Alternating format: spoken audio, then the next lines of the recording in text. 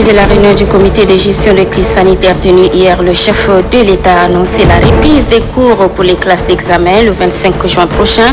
Pratiquement, comment cela va-t-il se dérouler? Quel est le scénario prévu pour les autres classes? À suivre les éléments de réponse dans cette édition. Face aux élus du peuple ce matin au Palais de la Démocratie, le ministre de la Santé publique, pendant 4 heures, professeur Mahmoud Youssouf Kayal, a répondu aux questions des députés, des questions relatives à la situation de la pandémie de la Covid-19 dans notre pays. Et puis, incendie au secrétariat général du gouvernement, les dossiers se trouvant à la direction de l'enregistrement et du contrôle partis en fumée. L'origine de l'incendie est inconnue. Reportage à suivre. Voilà donc pour le sommaire, mesdames et messieurs. Bonsoir et bienvenue aux 20h sur la chaîne nationale. Il vous souviendra qu'à l'issue de la réunion du comité de gestion de crise sanitaire tenue hier, le chef de l'État, Idriss Déby Itno, a annoncé la reprise des cours pour les classes d'examen pour le 25 juin prochain. Pratiquement, comment cela va-t-il se dérouler? Quel est le scénario prévu pour les autres classes? Élément de réponse dans ce reportage signé Apolline Gani.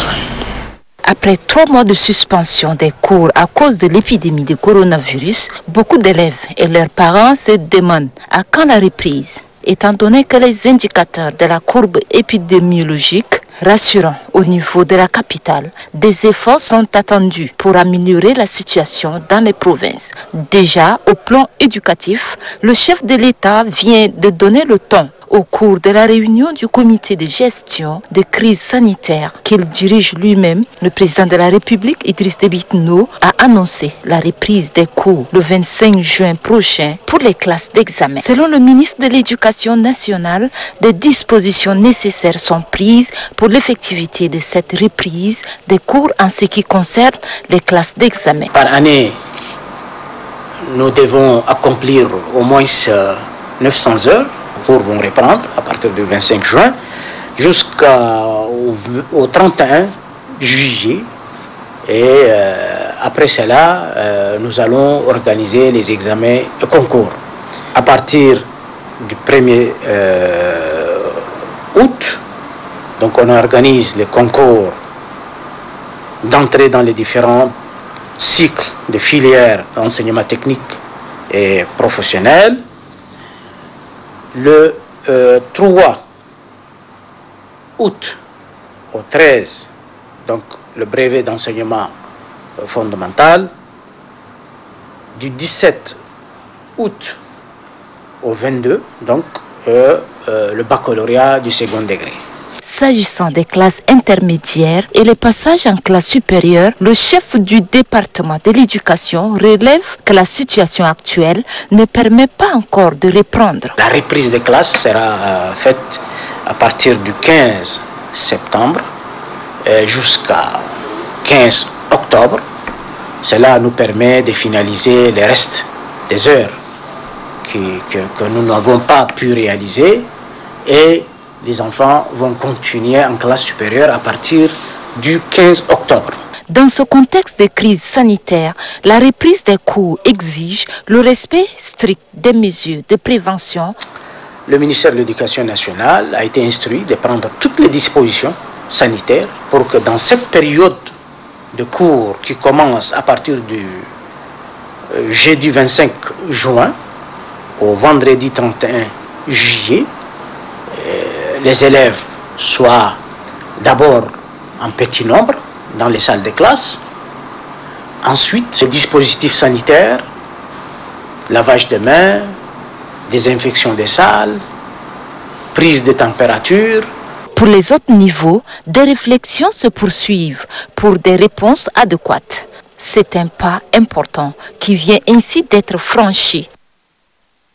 Justement, dans un communiqué officiel conjoint, le ministre de l'Éducation nationale et de la promotion civique et le ministre de l'Enseignement supérieur, de la Recherche et de l'Innovation informent tous les responsables scolaires et tous les candidats au baccalauréat session 2020 que l'opération d'enrôlement biométrique suspendue suite au communiqué numéro 135/2020 du 19 mars 2020 reprendra bientôt sur l'ensemble du territoire national. À cet effet, il demande à tous les délégués provinciaux à l'enseignement, les inspecteurs départementaux de l'éducation, les proviseurs et tous les acteurs impliqués dans le système éducatif de prendre toutes les dispositions nécessaires pour la réussite de cette opération de grande importance pour le bon déroulement de l'examen du baccalauréat, et cela avec l'implication des autorités administratives de la place. Par ailleurs, les ministres réitèrent l'observation stricte des mesures barrières à la propagation du Covid-19 et recommandent ce qui suit sous la responsabilité des délégués sanitaires.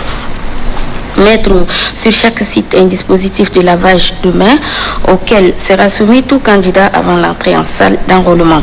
Le respect strict de la distanciation sociale qui est d'au moins 1 mètre entre les candidats. Les listes des candidats seront établies par ordre alphabétique et par groupe de 40 candidats afin d'éviter tout attroupement. L'enrôlement actuel ne concerne que les candidats résidant en territoire tchadien. Les ministres attachent du prix au strict respect des termes du présent communiqué fait en N'Djamena le 4 juin 2020. Le ministre de l'Éducation nationale et de la promotion civique Aboubakar Assidik Tchoroma, le ministre de l'Enseignement supérieur, de la Recherche et de l'Innovation, Dr Oudengar David Ngarimaden. La suite de l'actualité face aux élus du peuple ce matin au Palais de la Démocratie, le ministre de la Santé publique pendant 4 heures, professeur Mahmoud Youssouf Kayara, a répondu aux questions des députés, des questions relatives à la situation de la pandémie de la Covid-19 dans notre pays. Compte rendu à Domanganade. Le vent de satisfaction qui a soufflé ce matin à l'Assemblée nationale est une illustration éloquente de l'engagement pris par les parlementaires pour s'enquérir sur l'évolution de la pandémie de Covid-19 dans notre pays. Effectivement, le problème de la maladie à coronavirus a été âprement débattu par le parlementaire et le ministre de la Santé publique, professeur Mahmoud Youssouf Khayal, en présence bien évidemment de son collègue Mariam Mohamed Nour, ministre secrétaire général du gouvernement. La propagation exponentielle de la pandémie dans les provinces a soulevé tout le cœur des députés. Cela a suscité énormément de commentaires. Après l'ouverture de la séance par le président de l'Assemblée nationale, Dr Haroun Kabadi, le ministre de la Santé publique, professeur Mahmoud Youssouf Khayal, a présenté la situation de la maladie à coronavirus au Tchad. Bien informé, avec élégance, concision et clarté, le parlementaire tour à tour, a commencé par Mohamed Saleh Hassan, Jimé Clément Begao, Oumar Ibn Oumar, Nanaji Bertin, le président du groupe parlementaire de l'UNDR, Saleh Kebzabo, les députés Bio, le premier vice-président de l'Assemblée nationale, Moussa Kadam, et le président du groupe parlementaire MPS, Ali Kolotou, ont mis l'accent sur les mesures d'accompagnement dans la riposte contre le Covid-19 dans notre pays. Ils estiment que, malgré les efforts consentis par le comité de gestion de la crise sanitaire, l'accent doit toujours être mis sur la sensibilisation. Il faut recruter des milliers de jeunes, les former pour pouvoir intensifier la sensibilisation au marché, dans les quartiers, carrés, bref, sensibilisation porte à porte, ont-ils martelé. La question des ripostes rapides est celle de l'éducation, tout comme des prises en charge des malades dans les provinces, pose problème. Vaste question, le ministre de la Santé, Mahmoud Youssouf Khayal, répond. Nous avons eu le soutien maintenant des plus hautes autorités pour régler ces problèmes le plus rapidement possible. Et le chef de l'État nous a dit clairement avec le ministre des Finances, dès que vous trouvez un qui signe la convention, l'avion peut aller se déplacer. L'exemple le plus récent, c'est notre avion est parti chercher les Covid organiques. Au sujet de la sensibilisation soulevée par le parlementaire, le chef du département de la santé publique, Mahmoud Youssouf Khayal, justifie. Pour la sensibilisation, notre collègue le ministre de la Communication hier nous a fait un bon travail, il nous a montré et le chef de l'État a accepté et l'a autorisé pour nous donner les moyens pour continuer. Vous pouvez l'appeler pour avoir de l'assurance. En somme, le président de l'Assemblée nationale, Haroun Kabadi, a salué les efforts consentis par le gouvernement dans la riposte contre le Covid-19. Il exhorte les acteurs impliqués, bref, toute la population davantage d'efforts dans la sensibilisation du monde rural. Chacun doit garder à l'esprit la pandémie est évolutive et la vérité du jour peut ne pas être celle du lendemain. Voilà, et puis la teneur du communiqué 47 de la coordination nationale de riposte sanitaire, la situation épidémiologique de la maladie à coronavirus de ce jeudi 4 juin 2020 se présente comme suit. 94 échantillons analysés, 8 cas confirmés, 6 en N'Djamena, 2 au Kanem. 48 guérisons portant le total à 633, 0 décès, total de décès 66, 129 malades sous traitement. Le nombre des cas confirmés depuis le 19 mars 2020 est de 828, dont 217 femmes.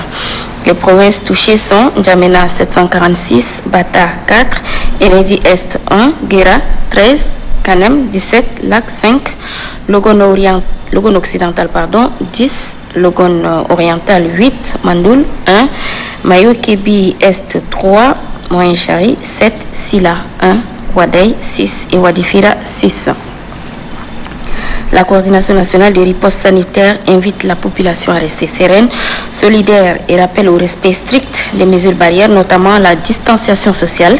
En cas de signes tels que fièvre, toux, éternuement et difficultés respiratoires, appelez gratuitement le 1313. Le coordonnateur national de riposte sanitaire, professeur Choua Ouchemi. Et puis cet arrêté 042 portant prorogation jusqu'à nouvel ordre des mesures édictées par le gouvernement interdisant les entrées et sorties en République du Tchad. L'interdiction des entrées et sorties édictée par le gouvernement dans le cadre de la lutte contre la pandémie du Covid-19 est prolongée jusqu'à nouvel ordre à compter du 5 juin 2020. Par dérogation aux mesures édictées à l'article ci-dessus, il est autorisé exceptionnellement aux transporteurs de marchandises et denrées alimentaires de rentrer dans les villes. Les barrières d'entrée et de sortie pour la ville de N'Djamena et les autres provinces sont fixées comme suit. Ville de N'Djamena, entrée nord, poste de péage situé non loin de Djarmaya. Entrée sud, Koundoul. Entrée est, N'Djamena Koura. Entrée ouest, Mara. Pour les provinces, les barrières d'entrée et de sortie des provinces seront fixées par les gouverneurs et les commissions provinciales de sécurité dans un rayon de 25 km du chef-lieu. Le coordonnateur de sécurité de la ville de N'Djamena et les commissions provinciales de sécurité sont chargés de l'application du présent arrêté qui prend effet pour compter de la date de sa signature, sera enregistré et publié et communiqué partout aux besoins. Sera N'Djamena le 4 juin 2020, Mahmat Abali Salah. Le chef du département de la justice, garde des Sceaux, chargé des droits humains, Djimé Arabi, a visité ce matin le siège de la Commission nationale des droits de l'homme. Il est situé dans le 3e arrondissement de la capitale. Objectif de la visite, s'imprégner du fonctionnement et des conditions de travail. Youssouf Abderrahman Alikat nous en dit plus. Cette visite a permis au ministre de la Justice, garde des Sceaux, chargé des droits humains, de s'enquérir les conditions de travail des membres de la Commission nationale des droits de l'homme. Le chef du département a ainsi touché du doigt les réalités des différents services de cette institution des droits de l'homme. Après être imprégné des réalités, le ministre de la Justice, garde des Sceaux, chargé des droits humains, dit mesurer la délicatesse et l'importance de cette institution de la République. Le CNDH, c'est une des grandes institutions qui est prévue par la Constitution de la 4e République. Elle a été mise en place aujourd'hui, ça fait plus de 4 mois. Et malheureusement, pour une question d'agenda, on n'a pas pu rendre une visite à cette institution qui est en train de s'installer. Et c'est aujourd'hui que nous sommes venus constater de visu comment sont installés les commissaires, le président et tous les membres de la CNDH. Et on a constaté avec plaisir que la CNDH est bien installée. Et j'espère que cet enfant est en train de bien faire ses premiers pas, dont le rôle est la promotion et la protection des droits de l'homme. Et elle travaille de concert avec le ministère de la Justice qui est chargé des droits de l'homme, qui est en fait porte-parole du gouvernement en matière de promotion et de protection des droits de l'homme. Donc nous sommes tenus de travailler en symbiose avec cette institution dans le cadre des droits de l'homme. La Commission nationale des droits de l'homme est l'une des grandes institutions de la 4e République. Elle œuvre en faveur de l'épanouissement et la promotion des droits de l'homme sur l'étendue du territoire national. À l'occasion de la journée mondiale de l'environnement, le ministre de tutelle Brahim Mamad Jamaladine a rendu public une déclaration, l'édition 2020 placée sur le thème biodiversité, une source à préoccupation à la fois urgente et existentielle. Je propose de suivre un extrait de ces propos. La commémoration de cette journée, dans ce contexte pandémique de coronavirus, nous rappelle le lien entre les zoonoses, qui sont des maladies qui se transmettent entre les animaux et les hommes, et la perte de biodiversité. Ce choix n'est pas fortuit, car les événements récents, comme les feux de brousse au Brésil, en Australie et aux États-Unis, ou les infestations de criquets en Afrique de l'Est et maintenant une pandémie mondiale, démontrent l'interdépendance des êtres humains et les milieux dans lesquels ils vivent. À travers ce thème, un appel à une action urgente pour lutter contre la perte accélérée des espèces et la dégradation du monde naturel nous est lancé. Nous sommes donc désormais tous invités à réfléchir à la manière dont nous pouvons agir au quotidien afin de réduire de façon considérable la perte de la biodiversité nécessaire à notre existence. Mesdames et messieurs, chers concitoyens, de la nature proviennent tous les aliments que nous consommons, l'air que nous respirons, l'eau que nous buvons, des médicaments qui sauvent des vies, ainsi que le climat qui rend notre planète habitable et notre existence possible. Nous constatons avec beaucoup de regret une augmentation de la dégradation de nos ressources végétales et animales, due à des événements climatiques extrêmes, mais aussi et surtout à des actions anthropiques liées à un certain incivisme très déplorable de quelques concitoyens.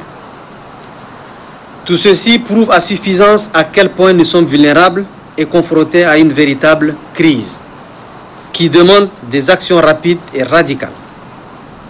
Tel est le message que nous envoie la nature. Voilà des propos recueillis par Noubadumbaï Talomadi. Nous en parlions hier. L'hôtel des Postes a fait pour neuve, la rénovation du siège de N'Djamena va de pair avec la modernisation des infrastructures inaugurées hier par le ministre des Postes et des Nouvelles Technologies, de l'Information et de la Communication. Une nouvelle ère s'ouvre au Tchad pour les services postaux à l'ère du numérique. Kanbatufil. La réfection et la rénovation des infrastructures de la société tchadienne des postes et de l'épargne, particulièrement l'hôtel, avec des dispositifs adéquats, va redonner au service de cette structure l'image qui est la sienne. Elles permettront aux postes d'assurer les services publics à travers la livraison des courriers et autres documents au bureau et à domicile. Le service postal universel, qui est l'apanage depuis plus d'une décennie des entreprises privées, devient dès ce jour de l'inauguration l'affaire de la société tchadienne des postes et d'épargne. L'introduction des nouveaux services financiers et postaux autorisés par la loi de la République permettra désormais aux jeunes bacheliers et étudiants en fin de formation de transférer leurs dossiers en toute sécurité aux universités, écoles professionnelles et à la fonction publique. Désormais, ils ne remettront plus les dossiers entre les mains des individus ou des agences de voyage qui, dans la plupart des cas, n'arrivent pas à destination. Avec l'inauguration de cet hôtel des postes qui bénéficie d'un large réseau de bureaux couvrant l'ensemble du territoire, c'est un ouf de soulagement pour de nombreux habitants des zones rurales. Une garantie que la plus haute autorité offre au monde rural, car désormais, ceux-ci bénéficient d'un service viable et d'un réseau fiable pour le transfert d'argent et de documents administratifs. L'amélioration des services postaux avec l'intégration du digital dans le méthode de travail permet de contacter les postes via les réseaux sociaux. Ce qui marque la volonté des plus hautes autorités, non seulement de créer des conditions de travail décentes aux agents, mais aussi et surtout de limiter un flux de clients très important dans les locaux. Incendie au secrétariat général du gouvernement, les dossiers se trouvant à la direction de l'enregistrement et du contrôle partis en fumée. L'origine de l'incendie est inconnue. Ce matin, la ministre secrétaire générale du gouvernement chargée des relations avec l'Assemblée nationale Mariam Mamad Nour et le secrétaire général adjoint du gouvernement Noordi Nazer sont allés constater de visu les dégâts. Marie-Ladj. Voici ce qui reste de la direction de l'enregistrement et du contrôle du secrétariat général du gouvernement après cet incendie. Une partie des documents administratifs est partie en fumée. Ce sont des dossiers de carrière du personnel civil de l'État en instance de traitement qui sont réduits en cendres. C'était un problème d'électricité qui a pris fait à mon bureau et puis les bureaux de mon secrétariat. Nous allons faire un état des lieux de tous les documents qui sont incendiés. Alertée, la ministre secrétaire générale du gouvernement, chargée des relations avec l'Assemblée nationale, Mariam Mamad Nour, et le secrétaire général adjoint du gouvernement, Noordi Nazer, ont effectué le déplacement pour constater des visu les dégâts causés par le feu. Vraiment, c'est quelque chose de très grave. Heureusement, une fois qu'ils finissent de traiter les dossiers, ils sont déposés aux archives. Mais les dossiers qui sont actifs, qui sont en train de traiter, donc tout est parti. Sur place, la police judiciaire est déployée pour mener des enquêtes afin de situer les responsabilités. Elle sera appuyée dans ces enquêtes des techniciens de la Société nationale d'électricité pour déterminer les causes réelles de cet incendie. Covid oblige, le comité de gestion de crise sanitaire a remis 20 000 masques aux organisations et associations des droits de l'homme. 14 parmi ces dernières viennent de recevoir du comité les masques en question et l'appui pour permettre de mieux lutter contre le coronavirus. Ahmad Garasta. Dans le cadre des mesures de prévention contre la Covid-19, le président de la République, Idriss Déby Itno, à travers le comité de gestion des crises sanitaires, a offert gratuitement 20 000 masques à 14 organisations et associations des droits de l'homme. Il s'agit entre autres de la Ligue tchadienne des droits de l'homme, de l'Association des femmes juristes du Tchad, de la coordination des associations de la société civile et de défense des droits de l'homme. C'est un geste important dans la lutte contre le coronavirus. Nous voudrions aussi nous féliciter en notre qualité d'acteurs et militants des droits de l'homme d'avoir accepté sur la base des principes de l'unité et de la solidarité nationale de travailler ensemble. Les représentants des organisations et associations des droits de l'homme saluent ce geste. À travers ce kit, chaque association ira vers sa base et faire la sensibilisation pour le respect des règles barrières édictées par le pouvoir et par l'OMS. C'est l'occasion aujourd'hui pour nous de trouver ces kits de cache-nez et là la population en a besoin. Donc nous allons pas rester les bras croisés comme on a fait et nous allons toujours faire. Et maintenant nous allons descendre sur le terrain. Selon le représentant des organisations des droits de l'homme au sein du sous-comité de sensibilisation du comité de gestion des crises sanitaires, ce geste contribue grandement à la lutte contre la pandémie. Et puis s'est tenue ce matin à Ati, dans la province du Bata, une rencontre au cours de laquelle le gouverneur a fait la situation de la santé, l'occasion de faire donc le point sur la situation de la pandémie, également à coronavirus dans cette partie du pays. La réunion est présidée par le gouverneur Baniendo Tatoula. Mamater Djibrinalou. Comme à chaque semaine, la réunion hebdomadaire sur la santé est marquée par la présentation de la situation épidémiologique faite par le délégué de la santé du Bata, Dr Foxia Eli, qui est par ailleurs le nouveau coordonnateur du comité provincial de gestion des crises sanitaires. Dans la province du Bata, la situation présente selon lui une guérison, 18 échantillons prélevés et 22 cas d'isolement. Les points à améliorer restent le renforcement du contrôle sur les axes des entrées et sorties de la ville d'Ati et la collaboration de la population. Dr Foxia Eli a en outre plaidé pour l'augmentation du nombre de thermoflash. Par la même occasion, le gouverneur du Bata, Benaïdo Tatola, a présenté le sous-comité de sensibilisation et d'information ainsi que ses missions. C'est une équipe composée de 22 membres et dirigée par un coordonnateur, en l'occurrence le gouverneur de la province.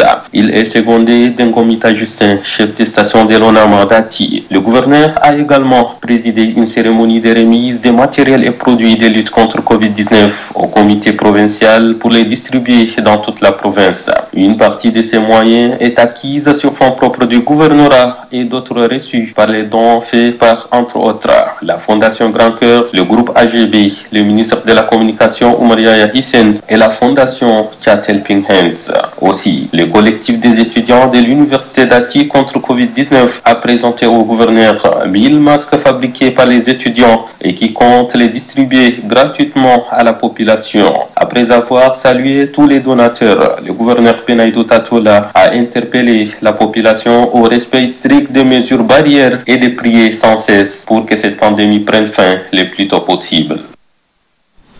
Le gouverneur de la province de Silla, Abderrahmane Ali Mahmoud, a présidé à Gouzbeida une réunion de plaidoyer avec les agences du système des Nations Unies, organismes humanitaires et ONG de développement œuvrant dans le Silla. Objectif, créer une synergie d'action pour barrer le chemin au coronavirus. Ben Arabi, Abderrazak.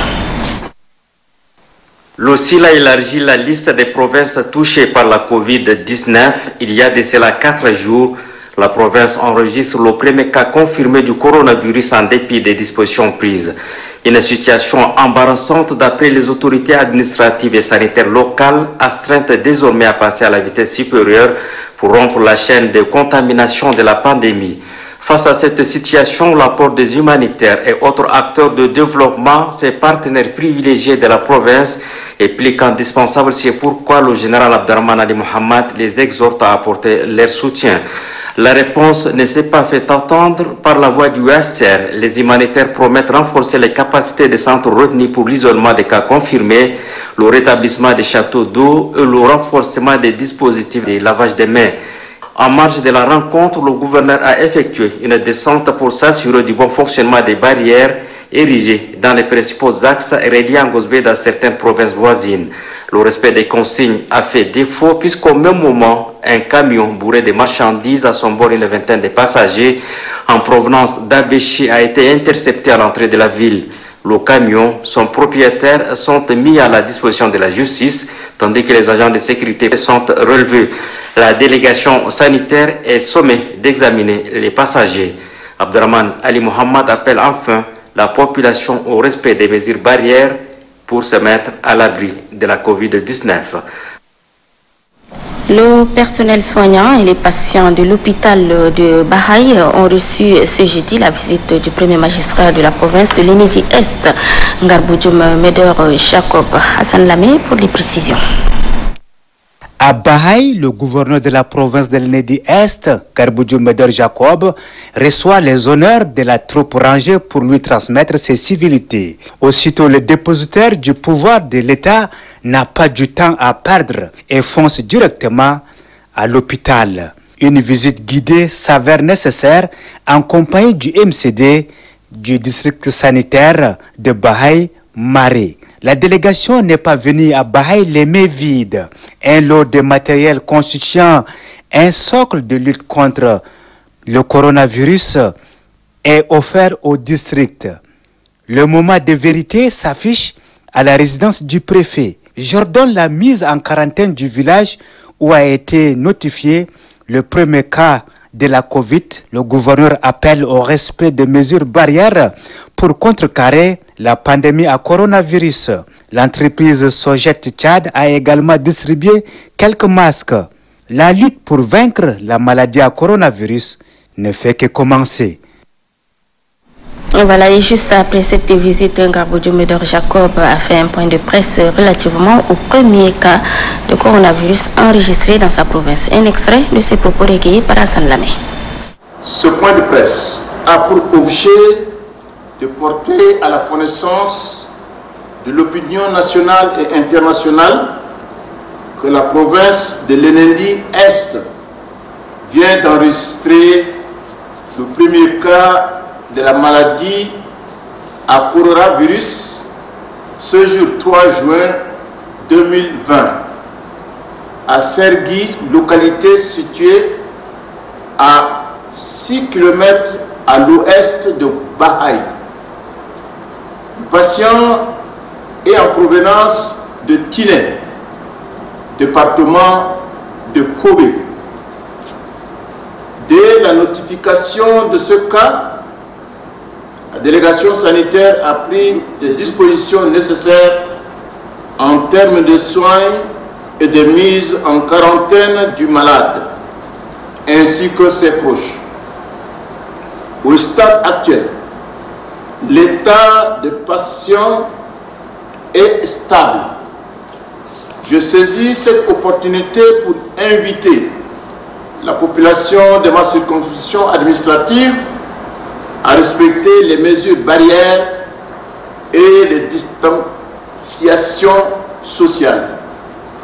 C'est à ce prix seulement que nous parviendrons à terrasser la COVID-19. La mobilisation pour casser la chaîne de contamination de la maladie du Covid-19 s'intensifie. Ce matin, plusieurs organisations de la société civile, partis politiques et institutions étatiques ont distribué des masques aux commerçants de N'Djamena ainsi qu'aux personnes des couches vulnérables. Au-delà de la distribution de ces masques, c'est une action de sensibilisation qui est menée. La mouture de ces différentes activités avec la Chakbe Papa Médésiré. Dans la lutte contre le coronavirus, toutes les couches socio-professionnelles allant des partis politiques aux organisations de la société civile conjuguent leurs efforts pour appuyer le gouvernement. C'est à ce titre que le parti Al-Nassour mène une campagne de sensibilisation à l'intention des commerçants des marchés de Guelendeng, chef-lieu du département de Mayo-Lémi.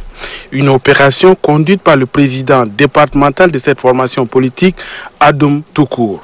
Ce dernier a demandé à la population de Guelendeng d'observer les mesures barrières éditées par les autorités sanitaires. Pour lui, seuls ces gestes sont efficaces pour casser la chaîne de contamination de la maladie à coronavirus. Même son de cloche au marché Al-Afia, marché de Diguel, marché Koweït à la rue de 40, marché de Karkandie 1, et le marché de parc automobile d'Abéché est respectivement dans la commune du 4e, 5e et 8e arrondissement de la ville de N'Djamena, où la sous-commission sensibilisation du comité de riposte sanitaire de la chambre de commerce a offert des masques de protection aux délégués de ce marché. D'après le représentant de la chambre de commerce, ces masques de protection doivent servir pour la cause. Ces masques, c'est pour se protéger contre le Covid-19. Et ce n'est pas important de masques seulement qu'on peut se couvrir, mais il faut appliquer des mesures de salubrité et d'hygiène. Dans le même sens, l'Association des femmes pour la paix et la sensibilisation au Tchad a distribué les masques de protection aux commerçants au marché Goudi tout en les sensibilisant sur les mesures barrières. Des masques et produits vivriers et non vivriers ont été également remis aux éleveurs nomades. Pour la présidente de cette association, il s'agit d'un geste de solidarité. Il faut édicter les mesures barrières en lavant les mains, en portant les masques, en restant à 1 mètre de distance. Pour cela que je suis aujourd'hui venu chez les éleveurs nomades pour faire la sensibilisation du coronavirus. Le groupe des étudiants volontaires de l'université de N'Djamena n'est pas du reste. Il a remis 300 masques de protection aux prisonniers de la maison d'arrêt d'Amsinene de N'Djamena. Wildlife Society, une ONG qui œuvre pour la conservation de la faune sauvage, pose sa pierre à l'édifice. Elle a fait un don au comité provincial de sensibilisation contre la COVID-19 de Mayo-Kébi Ouest. Le don est réceptionné par le gouverneur Adam Forte Amadou. Reportage de Badion Sala. Des dispositifs de lavage de mains, des cartons de désinfectants et des gants, quelques paquets de masques. Voilà l'appui qu'apporte la Société de la conservation de la faune sauvage WCS au comité provincial de sensibilisation contre la COVID-19 du Mayo-Kébi Ouest. Selon Mondarial Jiria Fabienne, assistante administratrice financière de la dite ONG, partenaire technique et financier du parc binational Senaoura Boubadjida, PSP Yamoussa. La première mission de la WCS est de lutter contre le braconnage et la criminalité phonique. Mais face aux conséquences socio-économiques et sanitaires de la pandémie de coronavirus, contre lesquelles le monde se bat, elle ne peut se soustraire de ce combat qui nécessite plus que jamais la contribution de tous. C'est pourquoi la WCS entend offrir ce don par le truchement du comité provincial de sensibilisation contre le coronavirus aux personnes vulnérables de la province.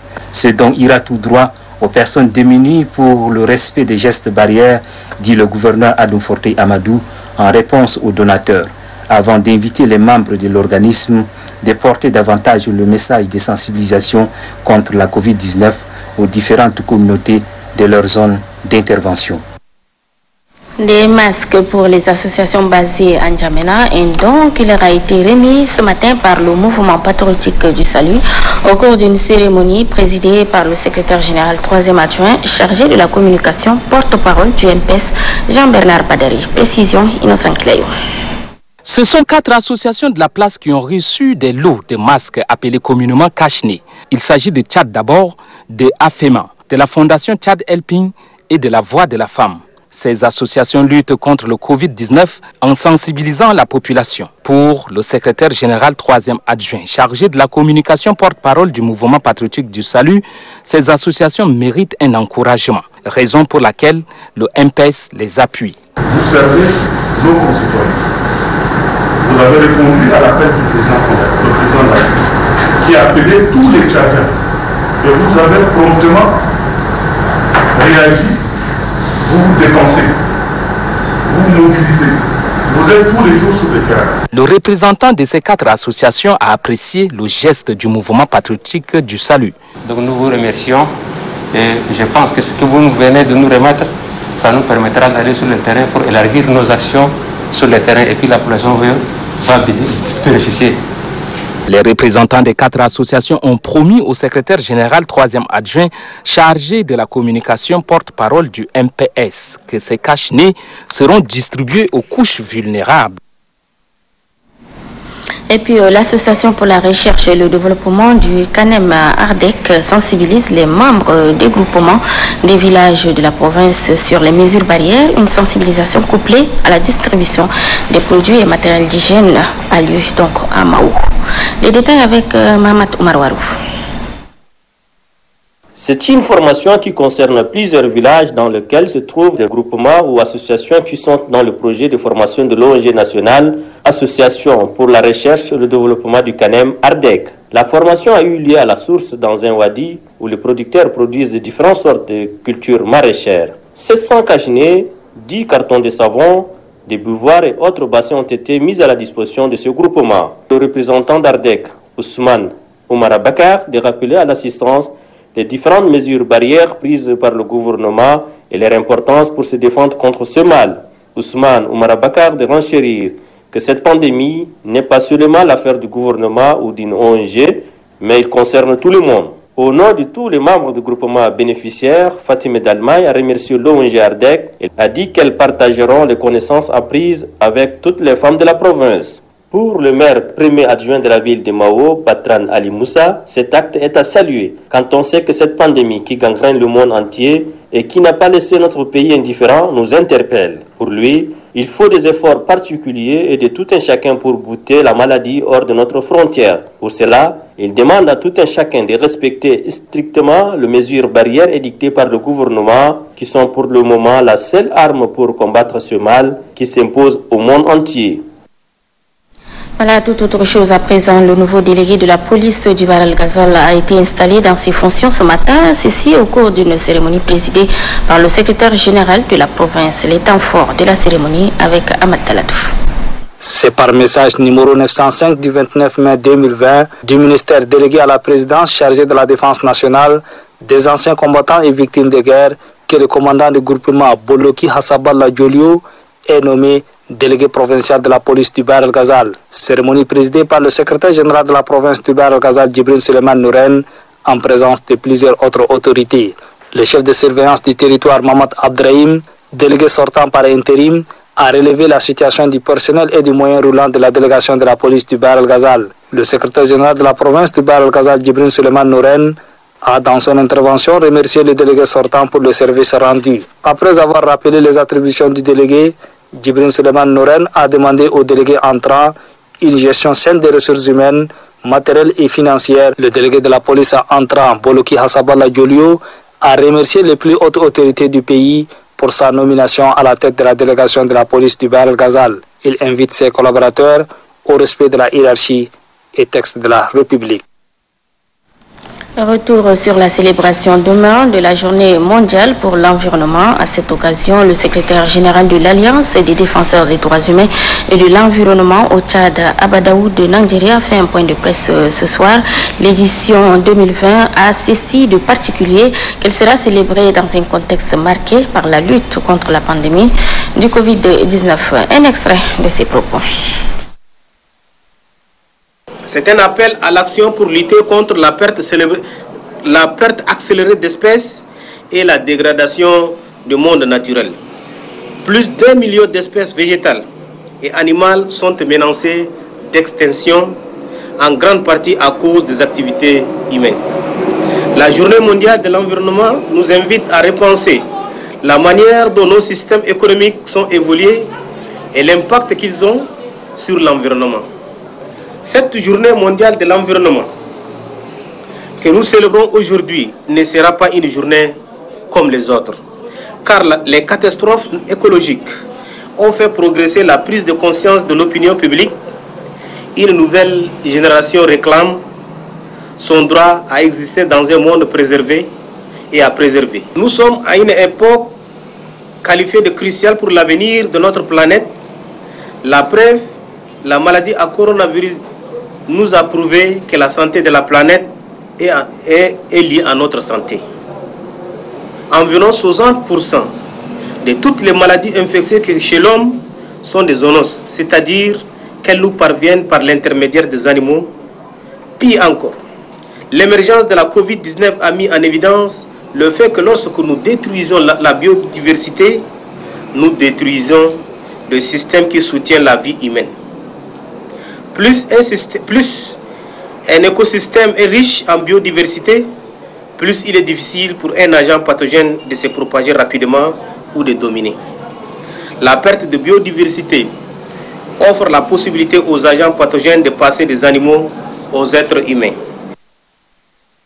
Et la teneur de ces communiqués avant de nous séparer, le ministère des Affaires étrangères de la République du Tchad se félicite de la réqualification par le procureur général de Mineskota hier 3 juin 2020 des charges retenues contre le policier Derek Chauvin inculpé pour meurtre au lieu d'être poursuivi pour homicide volontaire suite à la mort de George Floyd le 25 mai dernier à Minneapolis aux États-Unis d'Amérique. Très choqué et écœuré par cette mort, le Tchad réaffirme sa ferme condamnation de toute violence, surtout celle à caractère raciste. Il salue la position du procureur général qui durcit les charges contre les policiers impliqués dans la mort de George Floyd.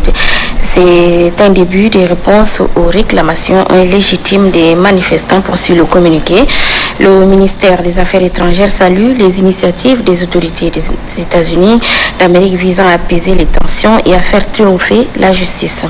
Le racisme et les violences racistes n'ont droit de citer nulle part dans le monde d'aujourd'hui. Et puis dans un communiqué de la mairie centrale, le maire de la commune de la ville de N'Djamena constate ces derniers temps que certaines personnes utilisent les conteneurs transformés en boutiques pour exercer leurs activités commerciales. Ces conteneurs qui sont placés tout le long des avenues et surtout au carrefour à côté de Tigo, Dubaï, réduisent considérablement les chaussées. À cet effet, les propriétaires sont invités à les enlever. Un délai de 2 semaines leur est accordé à compter de la date de diffusion de ce présent communiqué. Passé ce délai, la commune de la ville de N'Djamena procédera à leur enlèvement. Le maire tient au respect strict des termes du présent communiqué. Salih Abdelaziz Daman à la signature. Et c'est la fin de cette édition. Merci de votre très aimable attention. Très bonne suite des programmes et restons toujours zen. Respectons les gestes barrières pour nous protéger et protéger nos proches. Bonsoir, à demain.